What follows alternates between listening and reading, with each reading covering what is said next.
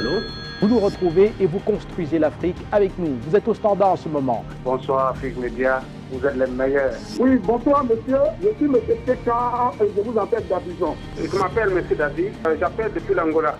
J'appelle depuis le Tchad. Oui, j'appelle depuis le Cameroun, c'est M. Foukéné. Bonsoir monsieur, Afrique Média. Je vous remercie pour tout ce que vous faites pour l'avenir de l'Afrique. Vous êtes la seule chaîne qui est libre dans le monde. Bonsoir à tous et merci de nous retrouver avec quelques minutes de retard, mais nous sommes bel et bien là. Vincent Bolloré en colère au Gabon. Rappelez que la multinationale française ne supporte pas le partage du port du pays avec le groupe singapourien Olam. Bolloré a porté plainte contre Libreville à Paris. Selon nos sources proches du palais présidentiel à Libreville, le groupe français poursuivrait en ce moment à Paris l'État gabonais pour non-respect de la convention de concession signée le 15 mai 2007, laquelle convention transférait à sa filiale, la Société des terminaux de conteneurs du Gabon, la STCG, pour une durée de 20 ans, l'exclusivité du service public dans l'étude, l'aménagement, la gestion et l'exploitation du terminal à conteneurs d'Owendo. Cette convention comprendrait notamment les opérations de manutention, le chargement, le déchargement des navires, le transfert, le déplacement, le lavage à toute manipulation, le levage à toute manipulation et prestations liées aux opérations d'import-export de conteneurs dans l'enceinte du port d'Owendo et son environnement immédiat. Depuis la mise en service du port d'Owendo, un investissement de près de 181 milliards est doté d'une capacité de 3 millions de tonnes par an, entièrement financé par le groupe Olam. Une guerre des coûts d'accollage d'ailleurs couve en ce moment à Libreville, Olam ayant réduit de 25% les taux pratiqués dans l'enceinte portuaire. Bolloré a suivi, selon nos sources sur place, en réduisant également, mais cette fois-ci de 40%. Que se passe-t-il très exactement entre le Gabon et le groupe Bolloré? Que se passe-t-il entre le Gabon et la France? Voilà les quelques interrogations que nous avons. Rappelé que récemment, le torchon on a plutôt observé des situations assez compliquées entre les deux pays, notamment avec le communiqué de la semaine dernière du gouvernement gabonais qui disait non à une enquête de Paris dans le cadre de la crise post-électorale. On a également suivi un documentaire choc sur la chaîne de télévision France 2, accablant le président gabonais qui est d'ailleurs rentré au pays hier et a été accueilli par une grande foule donc à l'aéroport de Libreville, des Gabonais qui ont tenu à dire leur soutien à leur président de la République. Alors pour en savoir davantage, je vous propose de faire un tour à présent à la rédaction d'Afrique Média où notre stagiaire Franklin Simo a suivi cette guerre qui existe donc entre le groupe Olam et Bolloré qui a porté plainte donc à Paris contre l'État gabonais. Je vous propose de suivre. Vincent Bolloré en colère au Gabon. La multinationale française ne supporte pas le partage des ports du pays avec le groupe singapourien Olam. Bolloré a porté plainte contre Libreville à Paris. Selon nos sources proches du palais présidentiel à Libreville, le groupe français poursuivrait en ce moment à Paris l'État singapourien pour non-respect de la convention de concession signée le 15 mai 2007, laquelle convention transférait à sa filiale la Société des terminaux de conteneurs du Gabon, la STCG, pour une durée de 20 ans, l'exclusivité du service public dans l'étude, l'aménagement, la gestion et l'exploitation du terminal à conteneurs d'Owendo. Cette convention comprendrait notamment les opérations de manutention, le chargement, le déchargement des navires, le transfert, le déplacement, le levage à toute manipulation et prestation liées aux opérations d'import-export des conteneurs dans l'enceinte du port d'Owendo et son environnement immédiat. Depuis la mise en service du port d'Owendo, un investissement de près de 181 milliards est doté d'une capacité de 3 millions de tonnes par an, entièrement financé par le groupe Olam. Une guerre des coûts d'accollage couvre entre les deux places portuaires gabonaises. Face à la forte concurrence en termes de tarifs appliqués par le nouveau port cargo d'Owendo, dont les coûts seraient de 25% plus bas que ceux pratiqués jusque-là par le groupe français, la multinationale française Bolloré s'est engagée à réduire ses frais de 40%. ce qui représente donc des pertes pour le groupe qui jusqu'ici gérait seul les opérations portuaires du Gabon. Alors, nous tenterons donc avec vous qui êtes à la maison de comprendre ce qui se passe en ce moment entre l'État gabonais et le groupe Bolloré. Nous tenterons également de comprendre ce qui se passe entre Paris et Libreville. Rappelez que la semaine dernière, un communiqué a été très dur à l'endroit de la justice française, elle qui enquête en ce moment dans la crise post-électorale gabonaise qui avait secoué le pays après la dernière élection, donc ayant conduit au maintien du président Ali Bongo à la tête de l'État.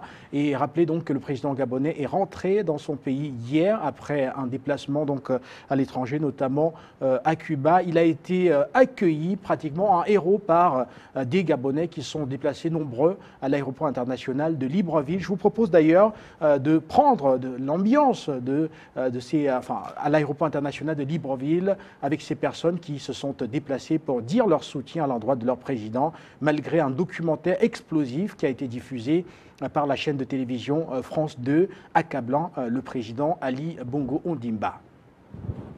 Comme vous avez pu le constater, nous sommes là pour accueillir notre président, son Excellence Ali Bongo Ondimba. Nous ne sommes pas français. Les Français doivent s'occuper des problèmes qui peuvent être résolus par leur président. Et nous n'acceptons pas que les Français puissent tout faire pour chercher à humilier notre président. Ce n'est pas un président de société, mais c'est le président de la République gabonaise. Et nous demandons à nos amis français de le respecter comme nous respectons, nous pourrons aussi respecter le président français. Les relations diplomatiques, on a tendance à dire qu'il faut tenir compte du principe de non-ingérence dans les affaires intérieures d'un pays ami. Ce qu'il est important de retenir, c'est qu'aujourd'hui nous avons la chance, nous le Gabon, d'avoir à la tête de ce pays, Ali Bongo Ondimba, un homme qui a une vision de prospérité, une vision de rénovation, qui coupe littéralement avec les pratiques du passé. Et aujourd'hui nous avons réellement la volonté d'aller de l'avant, de marcher avec le président de la République, quelqu'un qui est capable d'assumer les exigences du développement qu'impose la modernité. Ali Bongo est le président de la République gabonaise. Il n'y a pas deux républiques, il n'y a pas deux chefs d'État, il n'y en a qu'un seul.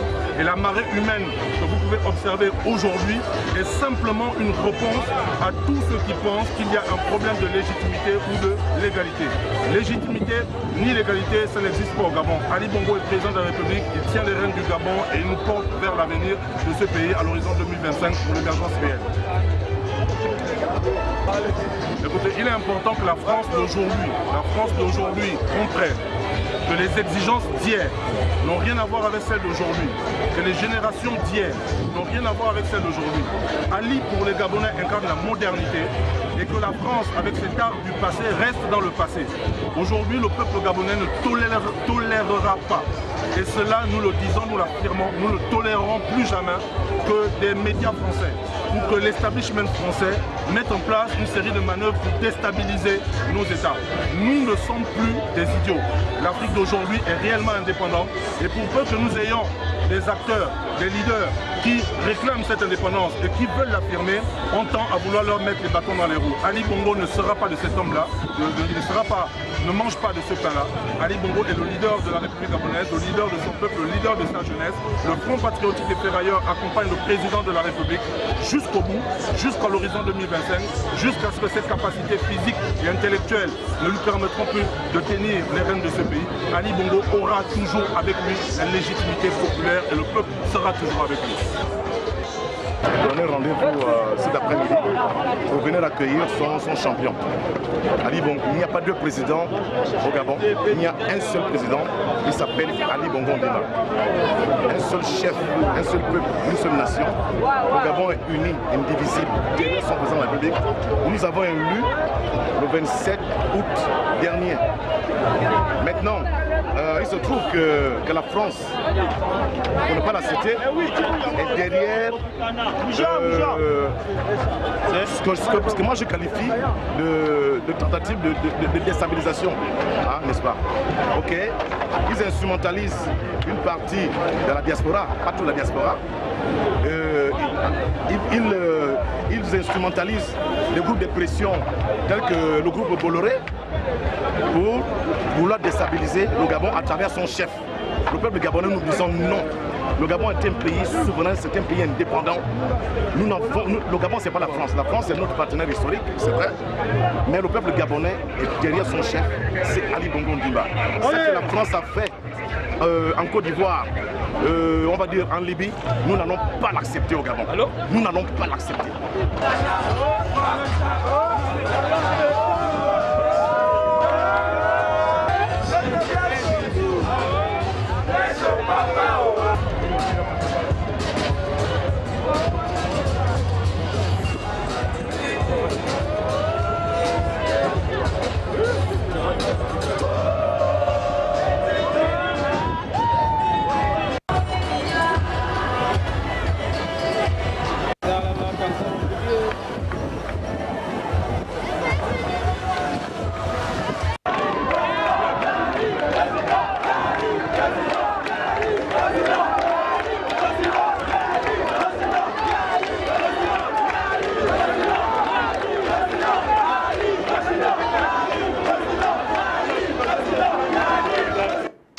Ali Bongo donc accueilli avec voilà, beaucoup d'ovations à son retour de Cuba. Pasteur Soa, vous nous retrouvez depuis le Ghana. Nous tentons bien sûr de comprendre déjà les rapports en ce moment entre Libreville et Paris, mais de comprendre également la plainte de Vincent Bolloré. Comment comprenez-vous tout cela, Pasteur Soa?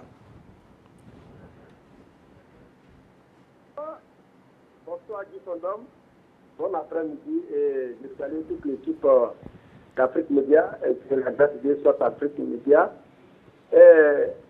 Guy Fondom, Vincent Bolloré en colère au Gabon, que se passe-t-il au Gabon? Qu'est-ce qui se passe entre le Gabon et la France? Guy Fondom, je voulais simplement dire ce qui se passe entre la France et le Gabon, c'est que le Gabon est rentré ou est en train de rentrer dans son jubilé. Mais le jubilé, c'est quoi? Le jubilé, après 50 ans, l'esclave doit avoir ou doit rentrer dans son esclavage. Et c'est ce que le peuple gabonais est en train de comprendre aujourd'hui, qu'il doit rentrer vraiment dans le jubilé, c'est-à-dire qu'il doit quitter dans l'esclavage, il doit quitter dans la servitude. Donc aujourd'hui, le peuple gabonais a compris que, à part la France, on peut travailler avec d'autres nations, telles que le Cuba, telles que la Russie, telles que la Chine. Et c'est ce que c'est le problème, c'est ce qu'on appelle notre problème. C'est parce que le Gabon, dans son jubilé, c'est entre dans sa délivrance, c'est quitter dans l'esclavage, dans la malédiction, dans l'état de libérationnisme, dans l'esclavage. C'est tout ça qui fait aujourd'hui la paix. Parce que toujours, le Gabon était le bon petit de la France. Le Gabon était un pays sous-préfet de la France. Le Gabon était un pays d'outre-mer de la France. Le Gabon était un pays également qui servait à la France, qui était tout, qui était, je peux me dire, voici les raisons, voici ce qui se passe. Mais comment vous le peut se plaindre? Ou bien il peut porter plainte, ou bien rentrer en colère. Est-ce que c'est un pays? Le Gabon est un État souverain. Le Gabon est libre de prendre les Singapouriens, aller traiter avec les Singapour, il n'y a pas de problème en cela. Ils ont le plein droit de traiter avec le Cameroun, ils ont le plein droit de traiter avec n'importe quel pays dans le monde. Donc pour ça, c'est un problème. C'est ce que j'ai appelé le jubilé. Donc l'Afrique doit rentrer dans le jubilé. Donc l'Afrique doit comprendre qu'aujourd'hui, là où nous sommes, il faudrait qu'on se défait et qu'on coupe les relations diplomatiques sur tous les plans avec la France, parce que la France est un pays qui retarde le développement de l'Afrique. La France est un pays qui retarde, qui crée les bombes, qui crée également les djihadistes, qui crée également tout ce que vous connaissez, les Boko Haram, pour pouvoir piller nos ressources. Vous voyez au Mali, c'est la France qui est là-bas. Pourquoi nous ne pouvons pas aujourd'hui créer notre France? On doit quitter dans notre France et nous-mêmes, on doit avoir notre France. Donc aujourd'hui, nous félicitons également la CEMAC, c'est-à-dire l'Afrique centrale, qui est en train de tout mettre en œuvre pour Gabonais. Parce qu'on ne pourra pas trop compter sur l'Afrique de l'Ouest. L'Afrique de l'Ouest, c'est vraiment à toi, il y a tous les pions français. Donc, diffondons. Voici là ma première réflexion. Ce qui se passe entre le Gabon et la France, c'est que le Gabon est en train de rentrer dans ce jubilé. Et le jubilé nécessite un sacrifice. Le jubilé, également, c'est ce défait, également, l'esclave doit être libre. Et c'est le temps de la liberté qui est arrivé. Donc, il faut aussi dans une question.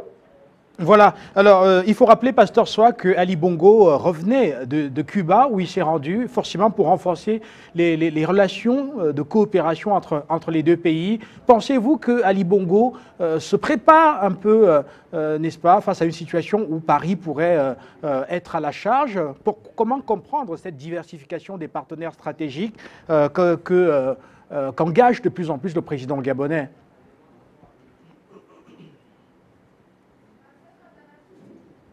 Pasteur Soa, est-ce que vous me recevez?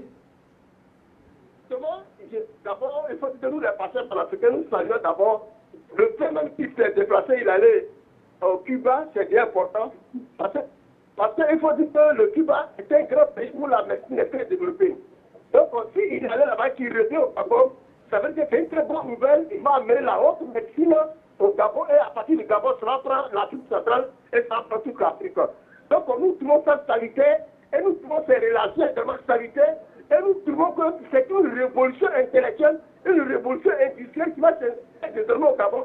Parce que déjà le Gabon lui-même transforme déjà son poids. Le Gabon va transformer son cacao, va transformer son café, va transformer son fer, il va transformer son minerai.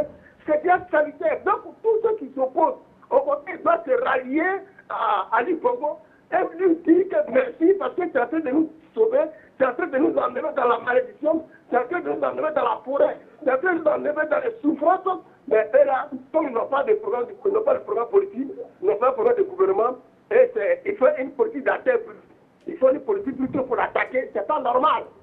C'est pas normal. Donc nous disons à nos frères passés qui sont au Gabon, de soutenir plutôt Ali Bongo, d'aller dans son palais, prier avec lui, prier sur lui, que Dieu verse sa grâce, son onction sur lui, et que le Saint-Esprit soit avec lui, que la grâce de Dieu sera bonne dans sa vie, de sorte que tous ces éliminatoires, les attaques qui vont amener vont être échouées. C'est tout ce que nous demandons. Donc, merci. Merci à vous, Pasteur Soa. Voilà, si vous restez au standard, nous pourrions davantage échanger tout à l'heure parce qu'il y a plusieurs points inscrits dans ce débat. On va d'ailleurs constater que ce port qui fait l'objet de la controverse entre l'État gabonais et Vincent Bolloré est un port qui a été financé par le groupe, dont la construction a été financée par le groupe singapourien. Vincent Bolloré gère certes le port, l'autre port gabonais juste à côté, mais sauf que ce port-là n'a pas été construit par M. Bolloré, par le groupe Bolloré. On va s'interroger tout autour de la légitimité même des revendications du groupe Bolloré tout à l'heure. Le temps d'abord de recevoir également Demba Traoré qui nous retrouve de Caille au Mali. Demba, vous nous retrouvez en direct. Les relations entre Paris et Libreville sont de plus en plus tendues. Vous avez d'ailleurs suivi l'épilogue de la semaine dernière, mais vous avez également vu les Gabonais tout à l'heure dénoncer une sorte d'ingérence de la France dans leurs affaires en disant qu'il faudrait que les Français s'occupent de leurs problèmes. Alors, en gros, quelle est votre lecture de cette évolution de la situation? Bonsoir, Guy Fondop. Moi, je pensais que j'étais déjà sur la ligne et j'ai fait mon discours, j'ai même terminé. Alors, bon, je reprends. Donc, je salue les femmes combattantes qui sont en Côte d'Ivoire, Madame Mariam, Madame Cissé et Laetitia, que j'ai entendu hier et l'autre soir intervenir au niveau de la télévision. Je salue Emmanuel de la Belgique et Tomo du Cameroun. Mais voilà des choses qui font bien, qui donnent un baume au cœur. Ça nous rafraîchit le cœur, ça nous rafraîchit la mémoire parce que voir des peuples qui se battent pour la conquête de leur souveraineté, alors il n'y a rien de plus passionnant, il n'y a rien de plus, comment dirais-je, important de voir que le Gabon a compris ce qu'il fallait faire. Ce qu'il faut faire en Afrique, ce ne sont pas les changements de gouvernement qui sont indiqués par les néocolonialistes. Le problème des Africains, c'est de se débarrasser du néocolonialisme et de ces cipots qui sont à côté de nous. C'est ça qu'il faut comprendre. Notre problème, ce ne sont pas les élections. Notre problème, ce n'est pas changer On en a tellement changé qu'il n'y a pas eu de changement effectif de notre situation. Ce qui va changer notre situation, c'est de se débarrasser du néocolonialisme. Et en point entré, le Gabon vient de montrer un exemple suivi justement par qui vient de l'exemple de la Guinée équatoriale. Eux aussi, ils ont montré l'exemple. C'est le refus de voir les impérialistes imposer leur dictat sur nos gouvernements, sur nos peuples. Donc, ceci a été compris. Moi, je crois qu'il faut saluer tout simplement ces Africains-là et que ces exemples fassent tache d'huile à travers toute l'Afrique et que ça serve de leçon à ces gens-là qui pensent qu'ils sont les maîtres du monde et qui ne le sont pas du tout, mais c'est des gens qui sont faibles, parce que quand on est faible culturellement, alors on peut être atteint justement par des mouvements comme ça qui vont... J'ai entendu quelqu'un qui a dit que l'Occident arrogant est détruit par Afrique Média, et c'est la vérité, parce qu'il est en train de naître à travers au nouvel ordre mondial de la communication. Et les Français, les Occidentaux doivent le comprendre. Alors donc vraiment, bravo pour le peuple gabonais, bravo pour le peuple de la Guinée équatoriale. Et je pense que nous attendons encore les autres Africains répéter la même chose. Et je vous remercie. Merci également à vous, Demba Traoré. Prisca, vous nous retrouvez du Canada. On a l'impression, en regardant la sous-région Afrique centrale aujourd'hui, qu'il y a de plus en plus de résistance contre la France et aussi contre les multinationales françaises. On peut voir le cas en Guinée équatoriale de France Télécom, qui est sorti du capital de l'entreprise de téléphonie nationale. On peut voir également la réaction de Libreville après cette enquête, n'est-ce pas, de la justice française autour de la crise post-électorale. On peut voir du côté même de N'Djamena un discours de plus en plus dur. Prisca, est-ce qu'on peut aujourd'hui voir cette Afrique centrale comme étant celle qui progressivement s'émancipe et voudrait se détacher d'une sorte de néocolonialisme qui est très souvent pointé du doigt par les experts? Oui, bonjour Guy Fondor. Bonjour Afrique Média, la direction, bonjour à tout le monde, tous les intervenants, et aussi bonjour à toutes nos mamans, Guy. Guy, vous savez, et j'étais très contente du sujet, de la thématique du jour, de voir que Vincent Bolloré est en colère. Qu'est-ce que nous on en a à foutre? Au contraire, je suis très heureuse. Déjà, je soutiens les présidents panafricains, je soutiens le vice-président de la Guinée équatoriale, je soutiens le président Ali Bongo. Et vous savez, il y a une année, j'étais aux États-Unis et il y a eu un fait qui s'est déroulé là-bas. Là, j'étais impressionnée de voir la mobilisation des Français pour défendre l'intérêt de ce ressortissant gangster, parce que c'était le fils de Laurent Fabius. Je ne sais pas, vous savez, Laurent Fabius, c'est qui? C'est l'ex-ministre des Affaires étrangères qui était dans l'affaire du sang contaminé. Son fils, il s'appelle Thomas Fabius, il avait travaillé à Accor, dans le groupe Accor, c'est pour le mafieux de Nicolas Sarkozy présentement. Vous voyez, pour simplement cela, ce monsieur est sorti sans tâche. Qu'est-ce qu'il avait fait? Il avait émis un chèque sans provision, des millions, il a dépensé des milliards, des millions de dollars aux États-Unis. Les Américains se font séduire de l'affaire. Mais il n'y a pas que la France. Il y avait la France et il y a eu aussi l'Union européenne qui ont intervenu dans ce problème-là. Vous me comprenez? Donc, simplement pour dire comment ces gens, ils fonctionnent. Pourtant, ce monsieur, il a bradé l'argent du contribuable français dans les casinos, il a dépensé des milliers et des millions de dollars, pourtant personne n'en a parlé, et en plus de ça, il a fait tout ce qui est bien, blanchissement d'argent, abus de biens sociaux, mais personne n'a parlé, ils ont primé simplement l'intérêt national de l'intérêt national. Vous comprenez? Et Guy Fondor, excusez-moi, laissez une minute, pour dire simplement qu'on doit être de plus en plus solidaire. Il ne faudrait pas que le fait qu'ils soient en colère, ça puisse nous effrayer. On n'en a rien à foutre, on sait comment ça fonctionne chez eux, on sait comment ils fonctionnent eux, mais quand il s'agit s'agit de l'intérêt national, ces jeunes-là, et ce monsieur, pas un jeune, c'est un vieux, ils ont simplement joué le fait que son père était ministre. Déjà, pour ne pas saluer le nom, déjà, Fabius. Mais ça l'a quand même à rattraper, parce qu'on a fait quand même un gangster,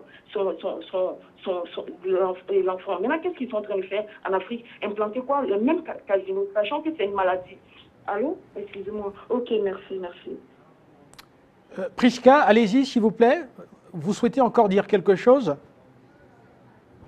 Merci à vous d'être passé en tout cas. Nous allons poursuivre avec M. Tonga qui nous retrouve du Cameroun. M. Tonga, ça ne se passe pas très loin de votre pays, c'est au Gabon et on voit que de plus en plus, eh bien, il y a de la distance entre Paris et Libreville. Est-ce que cela vous arrange particulièrement ou alors pensez-vous qu'il faudrait faire autrement?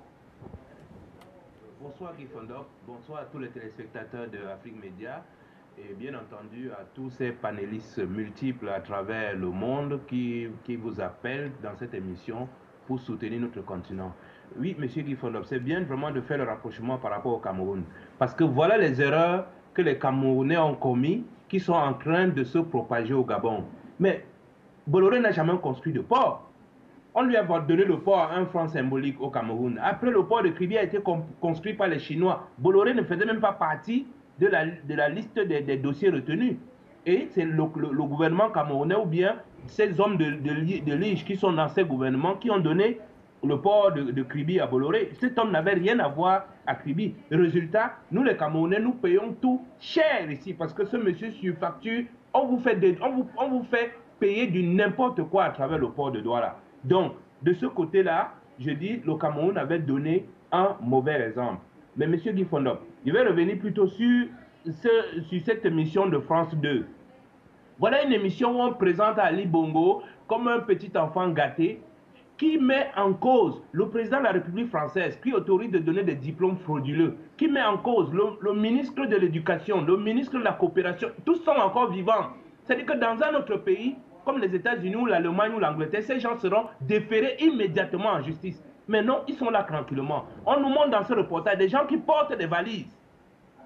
Ils sont assis sur des cafés à Paris qui disent qu'ils ont porté des valises et tout, mais personne ne les incrimine. Et on vient accuser le petit singleton, le président Ali Bongo. Donc c'est une histoire à mourir debout. Les Français continuent à s'humilier en permanence. Donc, passons là-dessus, M. Gifono, pour revenir à la plainte de M. Bolloré. Mais M. Bolloré va porter plainte où? En France. Mais c'est une histoire qui se passe au Gabon, dans un pays souverain.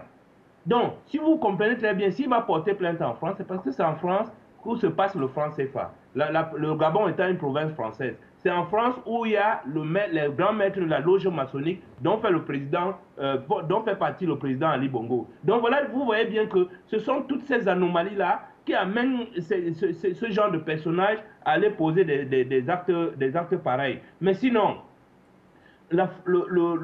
comment on appelle ça? Je vais plutôt terminer pour laisser la place aux autres. Moi, j'encourage le président Ondimba de prendre des mesures vraiment drastiques. Et là j'apprécie son voyage au Cuba, parce que le Cuba, c'est un exemple d'un petit pays qui a résisté à un grand pays comme les États-Unis. Donc, pour moi, ce voyage-là, c'est vraiment un grand message diplomatique qu'Ali Bongo vient d'adresser à la France en leur disant, c'est pas parce que nous sommes un tout petit pays que vous pensez que vous pouvez arriver ici et faire tout ce que vous voulez. Et donc, il faut qu'il aille plus loin en créant ce qu'on appelle un corridor autour comment on appelle, de l'armée française au Gabon. C'est-à-dire qu'il faut carrément les empêcher d'évoluer, de leur montrer que là où ils sont déjà pratiquement comme dans une prison. Ce sont des messages comme ça, très clairs, qu'il faut envoyer pour que ces gens-là arrêtent de le déranger. Parce que ce monsieur-là, même s'il est le fils de son père, on voit qu'il a pris une direction qui peut permettre aux Gabonais de... Mais nous ne voulons pas être les champions du monde de je ne sais quoi, nous voulons seulement bien vivre. Qui donne au moins une direction qui montre que demain, le Gabonais peut avoir à s'investir, à nourrir sa famille et à exporter les produits, à faire découvrir les produits du Gabon aux autres pays autour du monde. Voilà je veux dire, des objectifs simples comme ça qu'on va empêcher ce jeune garçon à effectuer. Et de même, il faut aller plus loin en arrêtant d'aller investir dans ces pays-là.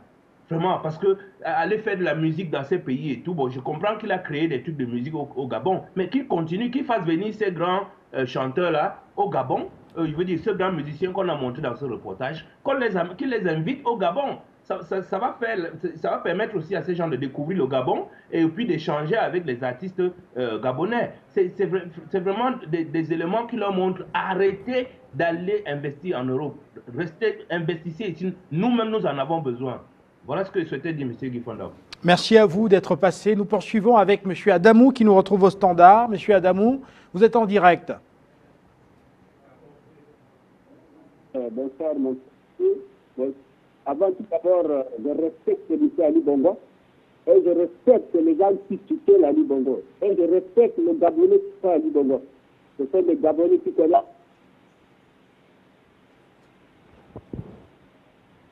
Malheureusement, quelques difficultés avec M. Adamou. Nous allons simplement poursuivre en donnant davantage la parole à d'autres téléspectateurs qui nous retrouvent à l'instant, surtout pour ceux qui patientent depuis tout à l'heure au standard. Vous nous retrouverez dans quelques instants en direct afin de pouvoir vous exprimer une fois de plus ce soir autour de l'actualité du continent. Et nous parlons bien sûr cet après-midi nous parlons ce soir bien sûr de cette décision, de cette plainte posée donc contre l'État gabonais par Vincent Bolloré en France. Vincent Bolloré en colère. Jean, vous nous retrouvez depuis les États-Unis. Est-ce qu'on pourrait dire qu'Ali Bongo a bien fait en cassant le monopole du groupe Bolloré dans le secteur portuaire au Gabon? Désormais, il y a un autre opérateur et cet opérateur-là, c'est bien sûr le groupe, la multinationale Olam, qui a d'ailleurs bâti ce port d'Owendo que vous avez vu en image tout à l'heure. D'abord, monsieur Guy Fondop, bonsoir et bonsoir à l'Afrique, aussi aux Panafricains. Vous voyez, c'est un gros problème là-bas et nous ne faisons que encourager ce courage d'Ali Bongo, malgré qu'il lui aussi ait commis les erreurs, et c'est tolérable. Alors, la décision qui est prise, c'est vraiment un éveil et un courage que nous souhaitons la continuité au président Ali Bongo. Vous voyez, les Français, comme on le disait hier, et comme l'avait dit aussi Mugabe, que tout ce qui est sur le sol gabonais appartient à la France, tout ce qui est découvert appartient à la France, donc la France s'arrose de droit et de tout pour pouvoir effectivement contrecarrer l'évolution des pays africains. Alors pour cela, les pays africains n'ont pas le droit de pouvoir choisir encore notre partenaire. Ils sont nombreux, c'est le cas aussi du Togo et le cas de beaucoup de pays africains où ces groupes-là multinationales ont pris toute la totalité des ressources de l'Afrique. Et tout d'abord, c'est un jeu très compliqué, profond, inventé depuis longtemps, depuis De Gaulle. Ils ont enroulé tous ces présidents dans la franc-maçonnerie. Et là, c'est une obéissance totale au maître. Ce qui fait que par là, ils ont la même mise sur tout. Et les contrats sont signés derrière le peuple. Mais si aujourd'hui, Ali Bongo dit non, mais on ne peut que lui souhaiter du courage et l'encourager à avancer. Et grâce à l'Afrique Média, l'éveil de l'Afrique se fait. Et on ne peut que espérer encore davantage. Et vigilance. Vigilance, ce n'est pas fini. Vigilance. Et ça va venir. C'est déjà sur le point. Le temps de l'Occident est passé. C'est le temps de l'Afrique. Merci. Prendre à présent Madame Cissé qui nous retrouve de Côte d'Ivoire. Madame Cissé, est-ce que vous voyez à travers cette grande campagne de communication entre guillemets contre Ali Bongo un peu le scénario ivoirien avec une tentative de diabolisation telle que certains l'ont souvent présenté? Bonsoir M. Guy Fondop, bonsoir à tous les téléspectateurs. Vous savez, quand vous avez un ennemi comme ça déclaré comme la France, ne vous avouez jamais, comment on appelle, gagnant, hein, parce que c'est maintenant que la France devient redoutable. Mais d'abord même, je salue, je dis merci au président Ali Bongo, parce que c'est des nouvelles, de ce genre de nouvelles, on a besoin des fois avoir un peu de baume au cœur. Au lieu de rester dans les discours, Dieu merci, il a franchi un grand pas. c'est-à-dire le multipartenariat. Parce que Bolloré, les Français ont horreur de quelque chose, c'est-à-dire que la concurrence. Ils ont horreur de la concurrence. Aujourd'hui, la France est dos au mur. On lui a coupé déjà l'herbe sous le pied, mais je pense que s'il ne dort pas, si Ali Bongo ne dort pas, si c'est Laurier, je pense que cette bataille, il va la remporter. Il va gagner cette bataille. En allant trouver d'autres partenaires, comme il a fait Cuba, comme il a... Aller ailleurs, aller même en Chine, aller trouver tout sauf la France. Parce qu'en Côte d'Ivoire, malgré le fait que Gbagbo leur avait donné le port, leur avait tout donné, mais vous avez vu ce qui s'est passé. C'est pour ça que je demande à Ali Bongo d'être vigilant. Vigilant, parce que qui est Bolloré? Bolloré, c'est, je ne sais pas, une trentaine de coups d'État, le financement des rébellions, comment on appelle ça, le trucage d'élections, le gangstérisme d'État, je ne sais pas, le pillage du sous-sol, c'est ça Bolloré. Donc, quand vous avez ce monsieur-là sur votre territoire, je vous demande de faire très attention. Vraiment, je tire mon chapeau à Ali Bongo. Mais excusez-moi, M. Guy Fondov. Je vais intervenir sur vous avez présenté, avant l'émission, vous avez présenté un Ivoirien qui dit qu'il a créé un parti. Je ne vais pas être longue. J'ai dit, quand Afrique Média, vous n'avez pas grand-chose à présenter, vous pouvez présenter des folklores, les folklores de chez nous. Parce que les gens comme ça, là, franchement, nous, on n'a plus envie de voir ce genre de choses-là.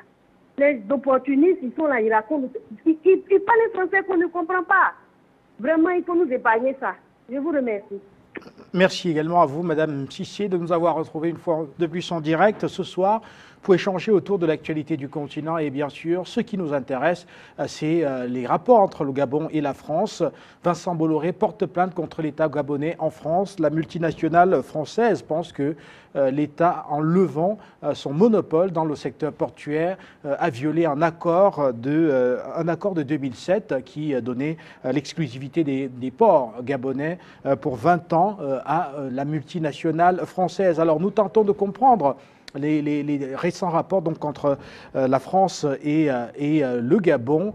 Bolloré en colère, vous l'avez d'ailleurs suivi tout à l'heure, et nous tentons d'avoir toutes les significations. Monsieur Ndjomo, vous nous retrouvez depuis le Cameroun et nous tentons justement de comprendre. Rappelez que dans votre pays, Vincent Bolloré est présent, est hyper présent, omniprésent même, dirait quelqu'un, dans le secteur portuaire. Il est au port de Douala, il gère le terminal à conteneurs du port autonome de Douala. Il est il est d'ailleurs l'opérateur du port en eau profonde de Kribi aux côtés, avec deux autres opérateurs internationaux, avec deux autres acteurs important du domaine au plan international.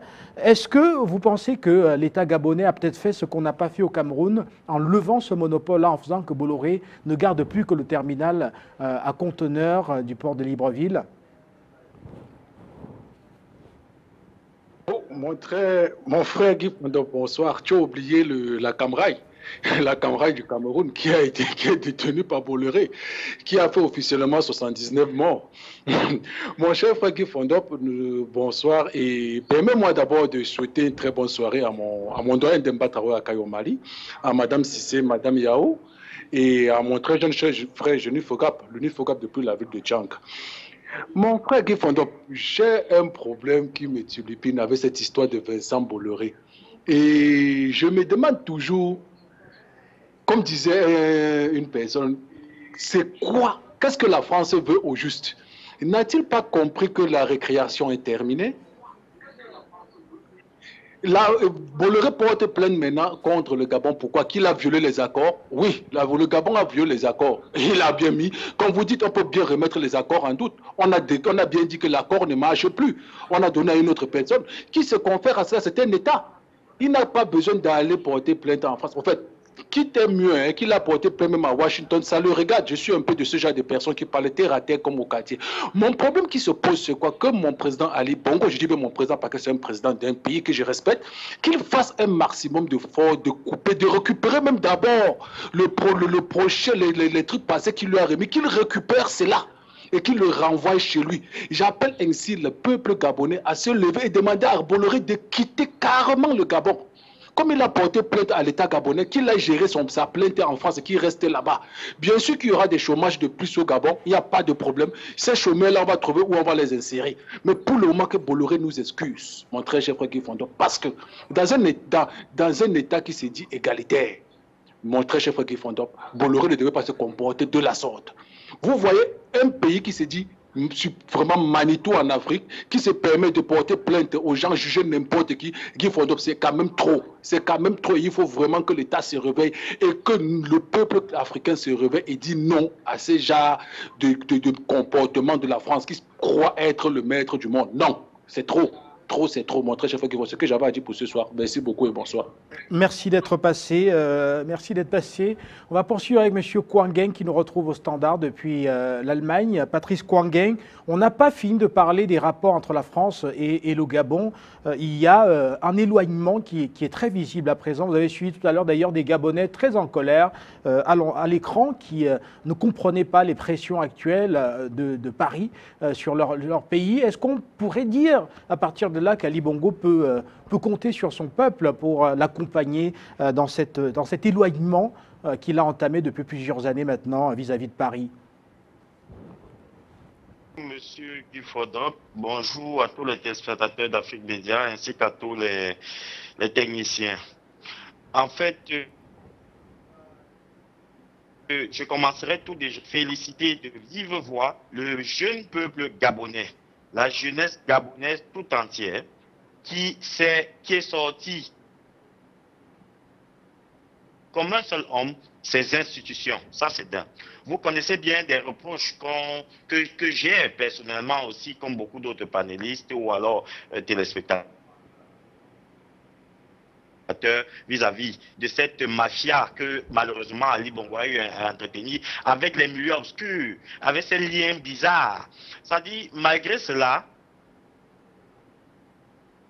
aujourd'hui, parce qu'il faut être pragmatique, je l'encourage vivement, son Excellence Ali Bongo, de tenir ferme, en espérant, M. Guy Fondop, je dis bien en espérant, parce que ça c'est surtout l'intelligence de tous ceux qui travaillent dans le gouvernement gabonais autour de son Excellence Ali Bongo. Et j'espère que cela travaille vraiment et mettre leur intelligence. C'est pour ça que j'insiste sur le mot intelligence. Parce que quand on affronte, et j'espère que c'est le début de l'affrontement déclaré par le Gabon, quand on décide d'affronter un groupe comme Bolloré, il faudrait au préalable, et j'espère vraiment de tout cœur, que les stratèges gabonais, de ceux qui dirigent ce pays, les stratèges, je parle des penseurs, ceux qui travaillent déjà pour la sauvegarde de cette nation, et j'espère qu'il y en a beaucoup, qu'ils ont pensé à toutes les représailles et qu'ils ont déjà des plans B et voire C. Parce que c'est un des trucs de la Côte d'Ivoire est par exemple un cas parlant parmi tant d'autres. Donc, j'espère vraiment que le gouvernement tiendra ferme et verra même, ira même jusqu'à, on souhaite ça vraiment, de tous ces avoirs là-bas, et ça, ce sera le début d'une grande dynamique. Parce que dans une sous-région où il manque de solidarité comme la nôtre en Afrique centrale, j'espère aussi que les voisins limitrophes là se réveilleront si effectivement le Gabon se sent acculé par la pression française. J'espère vraiment. Monsieur Kouangeng. Donc vraiment, oui. Je suis gabonais et continue. Merci bien. Merci à vous, Patrice Kouangeng, d'être passé une fois de plus ce soir en direct à échanger avec nous autour de l'actualité du continent. Nous tentons de comprendre autour de ces rapports entre Libreville et Paris, des rapports de plus en plus contradictoires, des rapports plutôt tendus, notamment qu'on a pu apercevoir la semaine dernière avec ce communiqué du gouvernement gabonais qui était très très critique à l'endroit de la justice française qui a décidé d'enquêter dans la crise post-électorale gabonaise de 2016, ce qui ne plaît pas du tout à Libreville. Libreville qui a dit son courroux, on l'a suivi d'ailleurs sur les antennes d'Afrique Média la semaine dernière. Et on a également suivi en début d'émission ce peuple gabonais qui soutient son président de la République et qui dit non à la France, non à l'ingérence française. D'ailleurs, je vous propose de les écouter une fois de plus. Ils avaient effectué le déplacement de l'aéroport international de Libreville pour accueillir Ali Bongo Ondimba qui revenait donc d'un voyage officiel à Cuba. Comme vous avez pu le constater, nous sommes là pour accueillir notre président, son Excellence Ali Bongo Ondimba. Nous ne sommes pas français. Les Français doivent s'occuper des problèmes qui peuvent être résolus par leur président. Et nous n'acceptons pas que les Français puissent tout faire pour chercher à humilier notre président.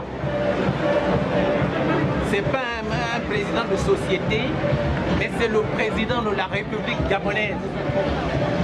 Et nous demandons à nos amis français de le respecter comme nous respectons, nous voulons aussi respecter le président français. Les relations diplomatiques, on a tendance à dire qu'il faut tenir compte du principe de non-ingérence dans les affaires intérieures d'un pays ami.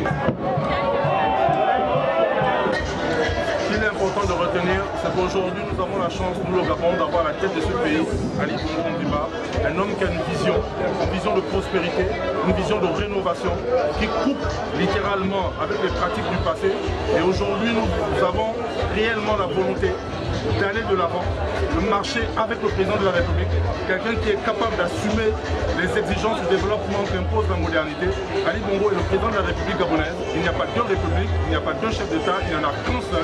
Et la marée humaine que vous pouvez observer aujourd'hui est simplement une réponse à tous ceux qui pensent qu'il y a un problème de légitimité ou de légalité. Légitimité ni légalité, ça n'existe pas au Gabon. Ali Bongo est président de la République, il tient les rênes du Gabon et il nous porte vers l'avenir de ce pays à l'horizon 2025 pour l'émergence réelle. Écoutez, il est important que la France d'aujourd'hui comprenne que les exigences d'hier n'ont rien à voir avec celles d'aujourd'hui, que les générations d'hier n'ont rien à voir avec celles d'aujourd'hui. Ali, pour les Gabonais, incarne la modernité et que la France, avec ses arts du passé, reste dans le passé. Aujourd'hui, le peuple gabonais ne tolérera pas. Et cela, nous le disons, nous l'affirmons, nous ne tolérerons plus jamais que des médias français ou que l'establishment français mette en place une série de manœuvres pour déstabiliser nos États. Nous ne sommes plus des idiots. L'Afrique d'aujourd'hui est réellement indépendante et pour peu que nous ayons des acteurs, des leaders qui réclament cette indépendance et qui veulent l'affirmer, on tend à vouloir leur mettre les bâtons dans les roues. Ali Bongo ne sera pas de cet homme-là, ne mange pas de ce plat-là. Ali Bongo est le leader de la République gabonaise, le leader de son peuple, le leader de sa jeunesse. Le Front patriotique des ferrailleurs accompagne le président de la République jusqu'au bout, jusqu'à l'horizon 2025, jusqu'à ce que cette capacité physique et intellectuelle ne lui permettront plus de tenir les rênes de ce pays. Ali Bongo aura toujours avec lui une légitimité populaire et le peuple sera toujours avec lui. Prenez rendez-vous cet après-midi pour venir accueillir son champion. Ali Bongo, il n'y a pas deux présidents au Gabon, il y a un seul président, il s'appelle Ali Bongo Ondimba. Un seul chef, un seul peuple, une seule nation. Le Gabon est uni, indivisible, derrière son président de la République. Nous avons élu le 27 août dernier. Maintenant, il se trouve que la France, pour ne pas la citer, est derrière ce que moi je qualifie de tentative de déstabilisation, n'est-ce pas? Ok, ils instrumentalisent une partie de la diaspora, pas toute la diaspora. Ils instrumentalisent des groupes de pression tels que le groupe Bolloré pour vouloir déstabiliser le Gabon à travers son chef. Le peuple gabonais, nous disons non. Le Gabon est un pays souverain, c'est un pays indépendant. Le Gabon, ce n'est pas la France. La France, c'est notre partenaire historique, c'est vrai. Mais le peuple gabonais, derrière son chef, c'est Ali Bongo Ondimba. Ce que la France a fait en Côte d'Ivoire, on va dire en Libye, nous n'allons pas l'accepter au Gabon. Nous n'allons pas l'accepter.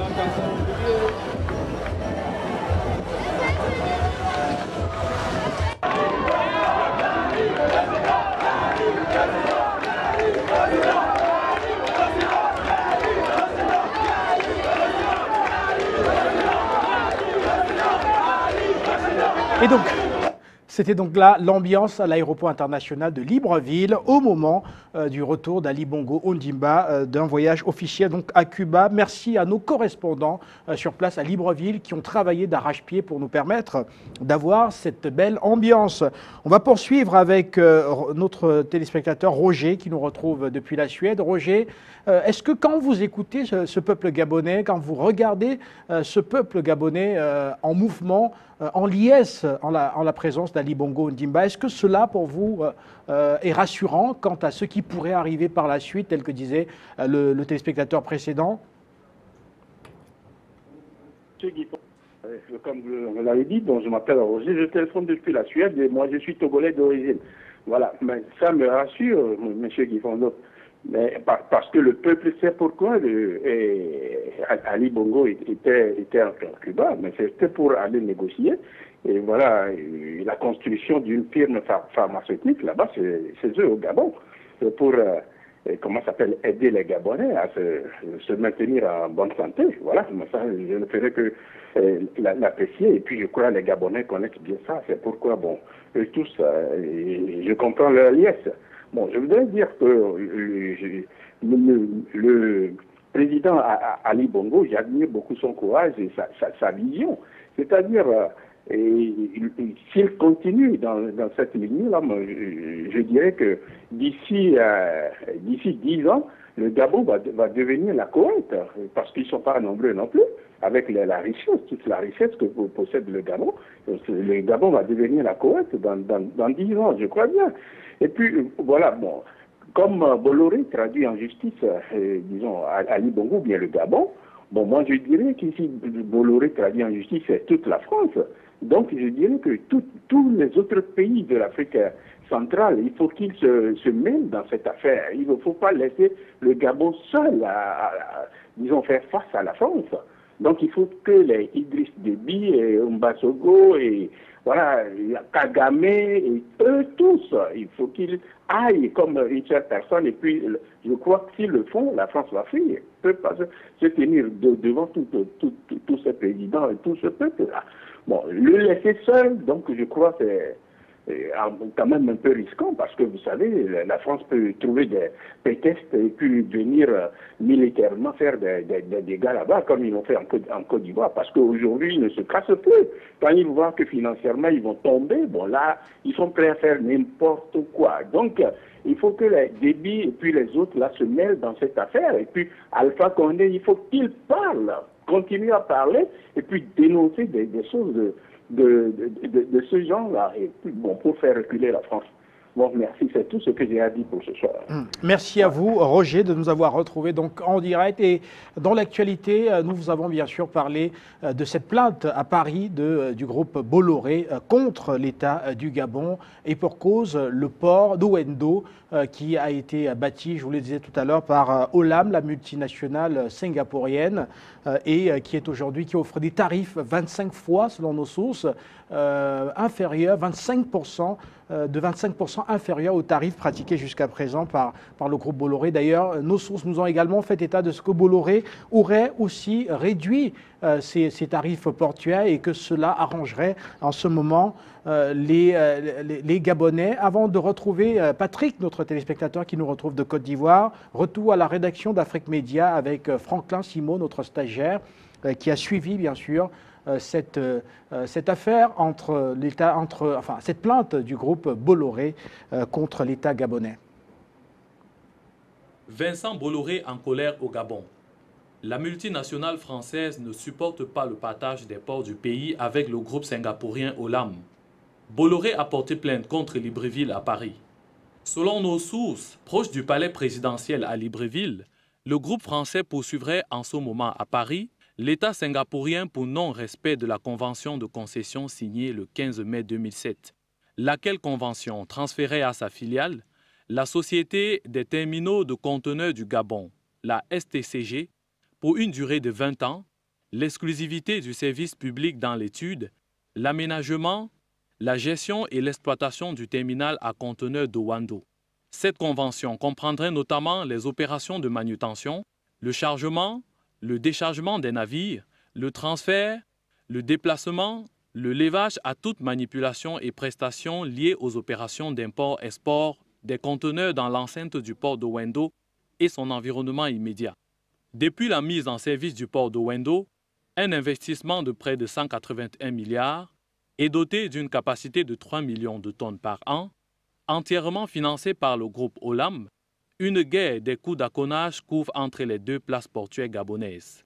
Face à la forte concurrence en termes de tarifs appliqués par le nouveau port cargo de Wendo, dont les coûts seraient de 25% plus bas que ceux pratiqués jusque-là par le groupe français, la multinationale française Bolloré s'est engagée à réduire ses frais de 40%, ce qui représente donc des pertes pour le groupe qui jusqu'ici gérait seul les opérations portuaires du Gabon. Voilà, retour sur ce plateau et direction la Côte d'Ivoire avec ce téléspectateur. Patrick, vous nous retrouvez à l'instant et nous tentons justement de comprendre déjà la décision du gouvernement gabonais d'ouvrir, de lever le monopole de Vincent Bolloré et de permettre à une autre multinationale de bâtir un port au Gabon, tel que c'est le cas maintenant en parlant bien sûr du groupe Olam. Oui. Bonsoir Guy. Bonsoir à tous les... Allô? Oui, Patrick, nous vous écoutons. Oui, allez-y. Oui. Oui, Guy, bonsoir. Bonsoir. Oui, bonsoir à tous les téléspectateurs. Bonsoir à l'Afrique. Bonsoir à notre chaîne, la meilleure du monde d'ailleurs. Alors, Guy, ce soir-là, moi, je pense que c'est des propositions qu'il faut faire pour faire grandir encore la chaîne. Il faut faire grandir la chaîne, notre chaîne. Parce qu'elle nous permet de savoir ce qui se passe. Vous savez, avant, les différents présidents qui avaient ce genre de problème ne pouvaient même pas ouvrir la bouche. Ils ne pouvaient pas parce qu'il y avait TV5, France 24 et autres qui les vilipendaient et qui disaient du n'importe quoi sur eux. Aujourd'hui, nous avons notre chaîne, Afrique Média. Il faut trouver d'autres perspectives. Et c'est en cela que je voulais faire deux propositions. La première, c'est quoi? Je ne connais pas le directeur général de cette chaîne, mais j'aurais souhaité que nous, les Africains, nous cotisions un peu d'argent. Celui qui peut donner 100 francs, 1000 francs, 10 000 francs, quels que soient les moyens, pour que nous formions notre bouquet.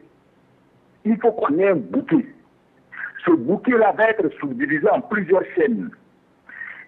Et sur ces chaînes-là, on va parler des ethnies de chez nous. C'est-à-dire que les ethnies majoritaires, je prends un exemple, le Haoussa va se parler en faisant l'émission que vous êtes en train de faire, on va trouver des thèmes, ils vont exprimer ça en Haoussa, on va exprimer ça en Tui pour ceux qui sont Ghanéens, on va exprimer ça en chose en Swahili, on va exprimer ça en Wolof. C'est-à-dire que l'Afrique soit au courant de ce que font ces colons-là depuis le fin fond des villages, pour que la mobilisation soit totale. Parce qu'actuellement, nous, on est citadins, donc ce qui fait que c'est nous qui sommes en ville là, qui vous appelons pour nous exprimer ainsi de suite. Mais il faut que la révolution soit entièrement totale pour l'Afrique. Alors, il faut que vous trouviez une formule pour qu'on puisse cotiser, qu'on puisse apporter nos pierres à l'édifice pour faire grandir la chaîne, pour former un bouquet. Sur le bouquet, je disais, les chaînes, par exemple, on a là, Afrique Média, on va faire peut-être 2 pour que ça soit traduit en arabe, ainsi de suite, en arabe, en Yoruba, ainsi de suite, pour que toute l'Afrique soit au courant de tout ce que ces gens-là font. Ils ont utilisé la télévision, leur radio, RFI, pour nous avoir. Maintenant, nous avons un support, Afrique Média. Il faut que nous cherchions à faire grandir cette chaîne-là. Parce que c'est elle qui va nous sauver. Hier, Bongo ne pouvait pas parler. Vous avez dit le président de Zimbabwe, ce qu'il a fait. L'interview qu'il a accordée, on dit, mais putain, donc c'est ce qui se passe en dessous des choses. Vous avez vu, quand vous nous montrez l'interview de Sékou Touré, ah, Sékou Touré, c'était comme ça. Il y a des leaders que nous avons, mais que nous ne connaissons pas. Parce que tout se passe soit en Guinée, tout se passe soit au Cameroun, et nous qui sommes des autres nations, c'est-à-dire que des autres parties de l'Afrique, on n'est pas au courant de ce qui se passe de l'autre côté. Ce qui fait que quand ceux-là présentent à travers leur chaîne ce qu'ils veulent nous montrer, on dit, mais dis donc, celui-là il est comme ça, voici ce qu'il fait. Mais avec Afrique Média, on est au courant de tout. Alors il faut faire grandir la chaîne. Il faut faire grandir la chaîne, dit. Donc trouvons une formule, trouvons une émission à laquelle on va appeler tous les Africains pour pouvoir participer. Moi, je suis déjà prêt, mais j'attends l'occasion. Merci beaucoup. Merci à vous, Patrick. Merci à vous, merci beaucoup. Et voilà, on espère que les responsables de la chaîne vous ont écouté et très bientôt, peut-être que des dispositions seront prises afin que vous puissiez, n'est-ce pas, mener votre contribution à bout avec un apport tel que vous le disiez tout à l'heure. Mesdames et messieurs, voilà qui met un terme à cette autre édition d'Appel sur le continent. Merci à toutes les personnes qui sont intervenues au standard. Nous nous excusons auprès de ceux qui n'ont pas pu intervenir en direct pour des causes d'encombrement ou alors pour des causes liées simplement à la durée de l'émission. Il ne me reste plus qu'à vous souhaiter une très bonne soirée à l'écoute de nos programmes et à demain pour la 3e édition de la semaine. Vous nous retrouvez et vous construisez l'Afrique avec nous. Vous êtes au standard en ce moment. Bonsoir Afrique Média, vous êtes les meilleurs. Oui, bonsoir monsieur, je suis M. Pécan et je vous appelle d'Abidjan. Je m'appelle M. David, j'appelle depuis l'Angola. J'appelle depuis le Tchad. Oui, j'appelle depuis le Cameroun, c'est M. Foukéné. Bonsoir monsieur, Afrique Média. Je vous remercie pour tout ce que vous faites pour l'avenir de l'Afrique. Vous êtes la seule chaîne qui est libre dans le monde.